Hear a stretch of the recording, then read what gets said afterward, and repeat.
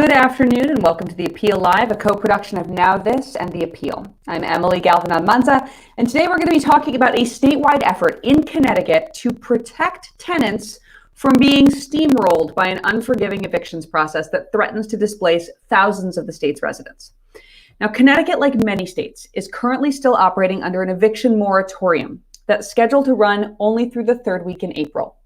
With that measure in effect, a lot of people are protected from eviction, but they may still have fallen behind on rent during the pandemic. And that means that as soon as the moratorium ends, the eviction machine is free to kick into full effect. And a lot of people who've been treading water are at risk of losing their housing. Now, lawmakers in Connecticut are currently considering a variety of measures designed to soften the blow for tenants whenever that so-called eviction cliff comes to pass. And one of the most important bills would provide renters with a right to counsel in eviction proceedings. If the phrase right to counsel sounds familiar to you, congrats, you're watching this show a lot, or you watch too many cop shows, I don't know. But that right to counsel right now exists only in criminal proceedings. If you're accused of a crime, you have the right to a lawyer. Evictions don't take place in criminal court. They take place in civil court, where there's no right to a lawyer. As a result, by and large, when people are getting evicted, their landlord has a lawyer and they don't. So this arrangement obviously is completely unfairly stacked against the tenant who doesn't have a lawyer. Tenants without lawyers are way more likely to lose their homes or to be forced out in evictions carried out by local sheriff's deputies. They're less likely even to be able to negotiate move-out dates or keep evictions off their records so that they can find a next apartment, or to find any kind of rental or relocation assistance or apply for public housing. These are all things that generally you need a lawyer to get access to, all of which damages renters from finding housing in the future and contributes to America's unhoused crisis. Connecticut is one of 7 states considering a universal right to counsel legislation for low-income tenants facing eviction. Now, some supporters say that that is perhaps the least officials could do. While it wouldn't necessarily halt the oncoming wave of evictions, it would at least provide tenants with some level of protection whenever it hits. Joining me now to discuss the push for the right to counsel legislation in Connecticut is State Representative David Michel. Bienvenue. Thank you so much for joining us today. Merci. Thank you. It's a pleasure to be here. So I'd love for you to start by just filling us in on the scope of the problem in Connecticut. What does the eviction landscape look like, and how do you expect that to change when the moratorium expires?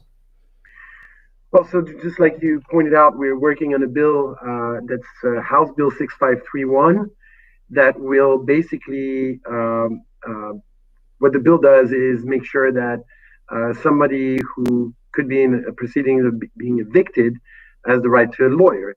In Connecticut, after the moratorium ends, we could there would be 40,000 up to 40,000 people, I think, or around 40,000 people that could be facing eviction. So this is a highly needed piece of legislation. I have to say that I'm a recent legislator. This is my 3rd year, and when I found out that there wasn't a right to counsel, I was kind of shocked. But there's all sorts of pieces of legislation to protect people's social life and health and mental health. Are lacking in Connecticut. I would like to add that the state of Connecticut is one of the most, if not the most, segregated in the nation. So people have this tendency to think that Connecticut is a very progressive state. It's a very democratic state, but in terms of progressive legislation, I think it's lacking. But we are a group of legislators working on implementing good progressive legislation to protect the people of our state. So let's just go back to this baseline. I mean, 40,000 people. I think I heard you correctly in saying that 40,000 people could be facing eviction, which is staggering to think about in a highly segregated state. Can you talk about what that eviction proceeding might look like if the right to counsel is not in place? Like, what's an average person who can't afford a lawyer going to experience when those eviction wheels start churning? So I'm not a lawyer. I'm just giving you the heads up. But my understanding is if you don't have a lawyer, you basically end up still going to court, but just defending yourself. And we all know that when you defend yourself in court, it's nothing like if you had a lawyer. And most people facing eviction, if I remember correctly, this was in our public hearing, but it seemed that uh, most people that are facing eviction or would be facing eviction will be black and brown mothers with children. And so there's this is very highly needed piece of legislation because we're talking about children and mothers as well. And of course, our most vulnerable communities, black and brown. So I'm just now doing math in my head because 40,000 people facing eviction, most of whom are black and brown mothers with children. You have to multiply that number when you think about the number of children who could also be impacted and rendered unhoused if help isn't delivered in time. So what's the status update on your legislation? Where does the proposal stand right now? So it passed out of committee, the Committee of Housing, and we're very happy with that. And thanks to efforts from many advocates. DSA in Connecticut has been very active in this, and we really thank them for bringing this up. Again, it would be a lie if I said that as a legislator, we write our own bills. We don't. We work with advocacy groups, we work with lobbyists, and we work with leadership. It's a lot of people at the table in order to come up with a bill. But this bill did have an original, so there were a couple of bills. The original one did not go far, but then thanks to Brendan McGee, who is our chair of housing, it came back as a committee bill, and it made it out of committee, made it through public hearing process, out of committee, and now we are waiting for it to be called on the House floor. It is a House bill, again, 6531. I wanted to bring up other numbers that I think are very important. Landlords typically have counsel 80 to 90% of the time, when tenants only have them at 10% of the time. So, and that's those that can afford it, obviously. With counsel present, there's a study that would say eviction rate would drop from 44% to 21% in court proceedings. So this is really making a difference. And we all know, and I don't want to bring this back. It's easy to say this, but during this time of pandemic, and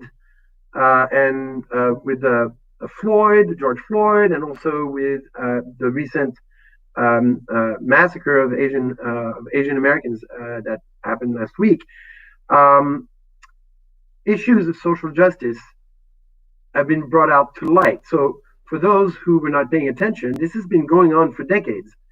And this is one of the pieces of legislation that will help establish social justice. It's only one piece of the puzzle, but a very, very important piece. And there are many pieces that we need to add and we're working on, like environmental justice and environmental racism, changing zoning, because zoning in this state has proved to be racist in many occasions. And some of our counterparts tell us that there's no racism anymore in zoning, and this is quite, it's shocking to hear these things, especially in the state that I believe is the most segregated in the nation. And they did use education for this by linking our education to property tax directly, and you know all too well how that impacts in terms of equity. So, of course, people with fancy houses get great schools, and everybody else gets to just shove right off. So I want to go back to the equity point and also where public opinion is, because in a state with so much segregation, as you were describing, I'm wondering basically about where your constituents are. We did do, we had a poll last month, Data for Progress in the Lab, which is a project of the Appeal, conducted a poll that found that 68% of voters, including 75% of Democrats, 71% of independents, and almost 60% of Republicans, supported a right to counsel in eviction proceedings. But that was not a survey of exclusively Connecticut voters. So I'm wondering, it seems from that poll like this legislation is actually very popular. Is that the way your constituents feel, or are you doing a lot of voter education work? I firmly believe so. My district is probably one of the most mixed districts in the entire state. I have some of the wealthiest in Stamford, and I have some of the most vulnerable in Stamford. And I have also downtown, which is a mix of many cultures. So it's a very mixed district. And when there is a controversial bill or something that it bothers some of my constituents, I immediately hear about it. If people are okay with the bill, you usually don't really hear much about those good bills. But I have not received from my constituents to this day, and I know Alex is with me here, but I don't believe I received one email against right to counsel. So that is a big sign. And again, a third of my district geographically is the South End, and where I can assure you, with the amount. So it's funny because in the state there's this battle, more development, less development. We all need more affordable housing, right? But in my district in the South End, there's been really development without limits to the detriment of my constituents, public health, causing air pollution and potentially affecting my constituents' public health. Now, what happened is a lot of these constituents end up moving because they're so quickly building these huge buildings. They're filling up with people with higher wages, and it's only rentals, right? And that my own population, part of the most vulnerable community of Stamford, has no choice but to leave out of my district, which means out of Stamford. And so there's a lot of zoning issues. And so I think right to counsel is an amazing step in at least protecting those that could be facing eviction in my South End. Yeah, I wanted to get into the sort of the trickle out effects of this legislation, because academic studies of right to counsel programs have shown that they pay for themselves, right? That cities have to spend less on lawyers than they do on all the costs you're talking about, which are costs of dealing with a housing crisis, costs of dealing with the public health problems that come with that, the influx of people into shelter systems. And also, I have to imagine, as a lawyer who has appeared in civil court, that judges probably much prefer having everyone be represented, because it's really chaotic when you're dealing with an unrepresented person who's frightened and possibly going to lose the roof over their heads.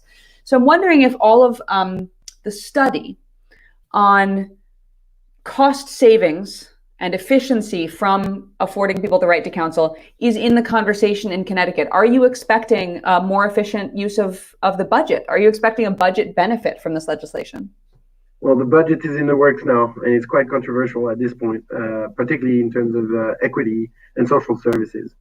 But I'll say that what you've pointed out is really important. I think you were pointing out to the costs of not doing that. And it's important for everybody to understand that this is not only prevention, it's like a form of security, but also it helps with mental health.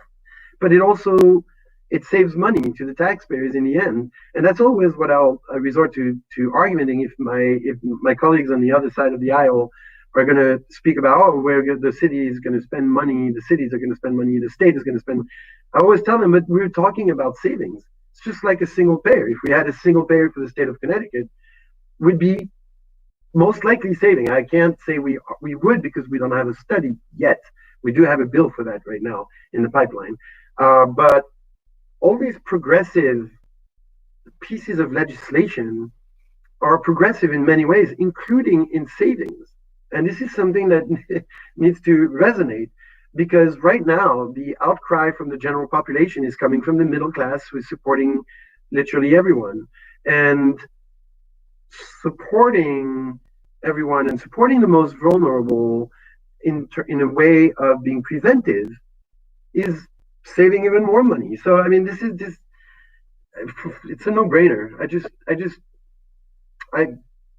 I wouldn't, but again, it's a no-brainer, but just like single payer, I'm going to use single payer again, because single payer is wanted by 70% of Americans, yet I don't think we have 70% of legislators in the US Congress that are in favor of a single payer. So obviously there's some problems in representation all across the country and also in several states. You're talking about bigger issues than we are here to discuss today, but boy, are they important and absolutely reflected in the issue you're bringing right now, which is a wildly popular idea that you are clearly working very, very hard to get passed in Connecticut. So Representative Michel, thank you so much for joining us on Appeal Live. It's been an absolute pleasure speaking with you. And I hope you get to come back with a favorable update for us soon. I hope so too, Emily. And merci beaucoup. Thank you. It was a pleasure talking to you. And I wish all the other states who are working on similar efforts to also win and pass those progressive bills. And it's all for social justice. We have no more time. It's done. It's been decades of doing. I have to watch out for my words. I'm French, I tend to be. But I'll just say we have to continue working on progress for the people, by the people. And by the people, when I say by the people, it means we legislators are supposed to represent the people and be their voice in the legislatures. And that's important that we keep to that. And that's why we would be I am supportive of and fully pushing for right to counsel and environmental justice, environmental racism legislation, and single payer for a state or for the US, and etc. But thank you very much. Really powerful stuff. Thank you so much for joining us. Thank you very much. Take care. So we just heard some staggering numbers. Connecticut, a tiny but extremely segregated state, is about to head off an eviction cliff in mid-April. As Representative Michel told us, 40,000 people, most of them Black and brown mothers, are going to be facing eviction if something is not done. When I imagine what that looks like, I imagine people who are appearing in front of judges, listening to a lot of legal jargon, and as the numbers have shown us, as we talked about in this episode, not likely to win the right to stay in their home or even be able to negotiate a move-out date or keep an eviction off their record or find their way into public housing if they are not afforded the fundamental right to a lawyer. As Representative Michel told us, giving someone a lawyer in his state, he expects the eviction rate to drop from nearly half of people down to around 20%. Which is, of course, a massive, massive drop, which cushions the state from incurring all of those costs of 40,000 families being rendered unhoused overnight. So this is about the budget, but it's also about protecting actual humans, a policy which, as we heard, is wildly popular in a bipartisan sample of voters. But are those representatives listening to the voice of the people? Representative Michel raised an excellent question. Are the representatives actually representing the will of their constituents, or are they stuck in some old frameworks that are not going to protect people from a massive crisis approaching in just a matter of weeks? We're going to keep our eye on it. You can catch all of that here on the Appeal Live. I'm Emily Galvan-Almanza. Thank you so much for joining us.